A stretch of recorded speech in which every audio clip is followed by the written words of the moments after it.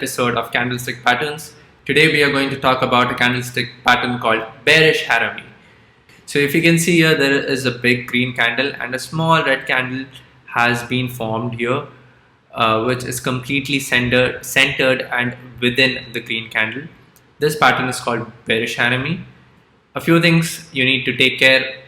One, this should form in an uptrend. So this is a selling pattern, so you should look for uptrend where near the resistance a bearish harami is formed. If it forms in a downtrend, you should ignore it. When do you take an entry? You should take an entry in the next 2 or 3 candles if it closes below the low of the green candle. Your target would be the nearest support within 10 to 15 candles. Your stop loss would be the high of the green candle.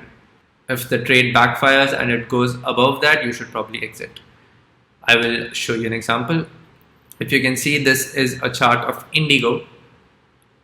If you see here, there was a clear uptrend going on, and over here there is a bearish harami that is formed, and it has brought the price down like anything.